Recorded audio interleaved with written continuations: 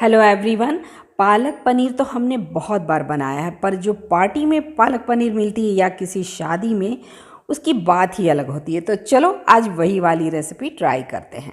Video पसंद आए तो लाइक कीजिए, साथ ही चैनल को सब्सक्राइब करके बेल आइकन को जरूर प्रेस कीजिए लेटेस्ट अपडेट के लिए।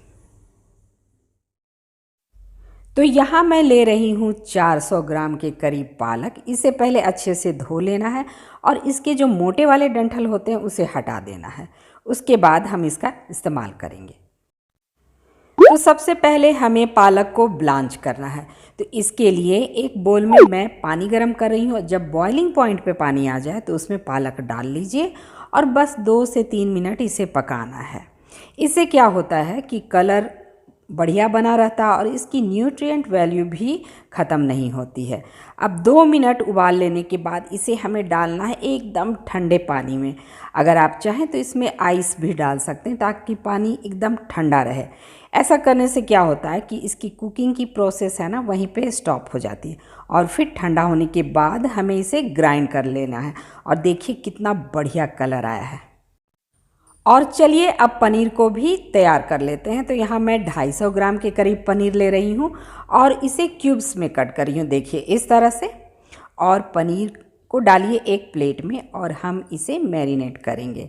मैरिनेट करने के लिए बस मैंने यहाँ पे डाला है थोड़ा सा हल्दी पाउडर, थोड़ा सा लाल मिर्च पाउडर और नमक, और इसे टॉस कर लीजिए। उसके बाद हमें क्या करना है, इसे फ्राई कर लेना। तो नमक भी मैंने डाल दिया।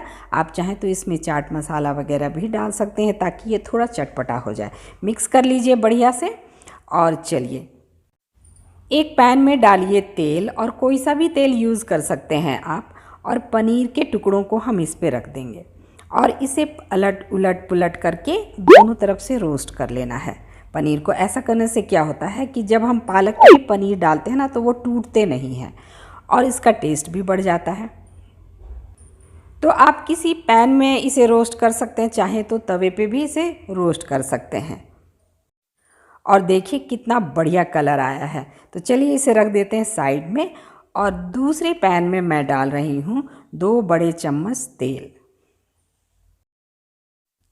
साथ ही हम डालेंगे इसमें 1 बड़ा चम्मच देसी घी। तो यही छोटी छोटी ट्रिक्स हैं जिससे इसका टेस्ट और भी ज़्यादा बढ़ जाता है।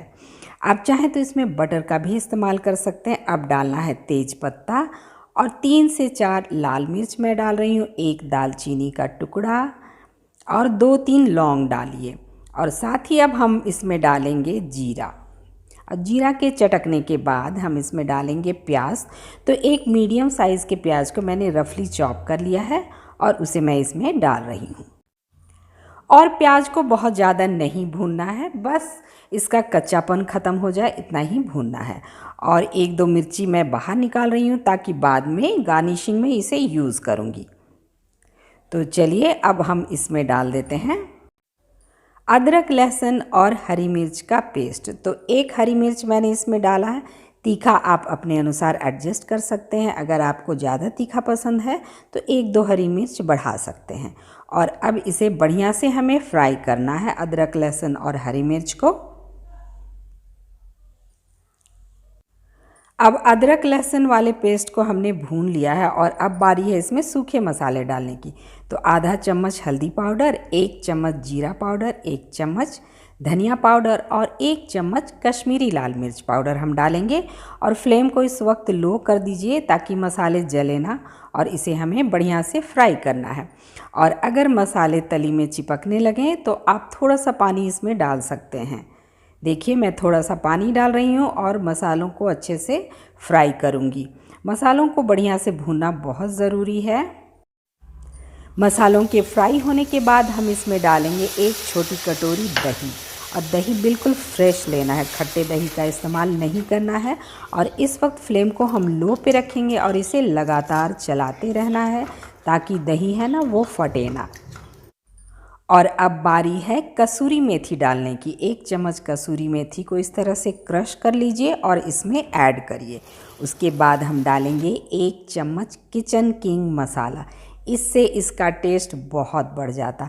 और अगर किचन किंग मसाला आपके पास नहीं है तो आप सिंपल गरम मसाला पाउडर भी डाल सकते हैं। चलिए अब इसे भी हमें थोड़ी देर के लिए भूनना है और भून लेने के बाद 1 से 2 मिनट के करीब भून लेने के बाद हम इसमें डालेंगे पालक।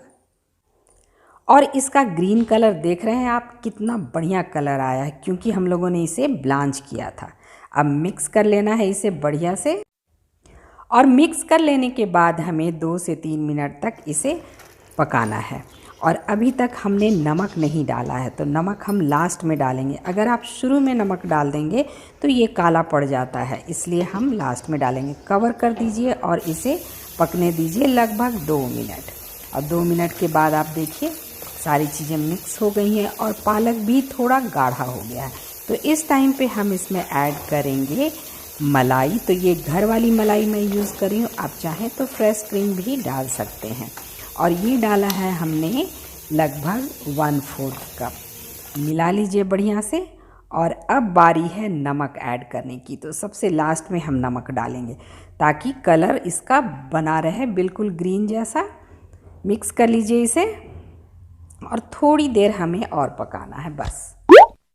और अब डालेंगे इसमें पनीर। तो देखिए इस तरह से रोस्ट करके पनीर डालेंगे ना तो ये टूटते नहीं हैं और कलर भी कितना बढ़िया आया है ना। मिक्स कर लीजिए इसे और अगर ज़रूरत हो तो यहाँ पे थोड़ा सा पानी हम ऐड कर सकते हैं और कवर करके इसे 2 मिनट और कुक करना है बस। 2 मिनट के बाद देखिए ग्रेवी काफ़ी गाढ़ा हो गया है। अगर आपको इतनी ही गाढ़ी ग्रेवी चाहिए तब तो ठीक है, अदरवाइज़ आप इसमें पानी डाल सकते हैं थोड़ा सा। और पानी डालना हो तो डालिए उसे गर्म, यानी गर्म पानी का हमें इस्तेमाल करना है। और ये देखिए बिल्कुल लटपटी सी ग्रेवी बनी है, बस हमें इतना ही चाहिए। अब फ्लेम को करिए बंद और इसे थोड़ी देर ढक कर के छोड़ दीजिए। और ये देखिए एकदम गाढ़ी और मज़ेदार सी पालक पनीर बनकर तैयार है। बिल्कुल वो वाली पालक पनीर बनी है जो हम शादियों में या फिर पार्टी में खाते हैं। इसे बस गार्निश कर लीजिए क्रीम से और इसके ऊपर लाल मिर्ची जो हमने बचा कर रखी थी। और ये देखिए लग रहा है ना मज़ेदार। तो इस तरह से पालक पनीर बनाकर एक बार ट्राई ज़रूर कीजिएगा। और अगर वीडियो पसंद आए तो मेरे चैनल को सब्सक्राइब करके बेल आइकन को ज़रूर प्रेस कीजिए लेटेस्ट अपडेट के लिए। So thanks for watching, bye bye and take care.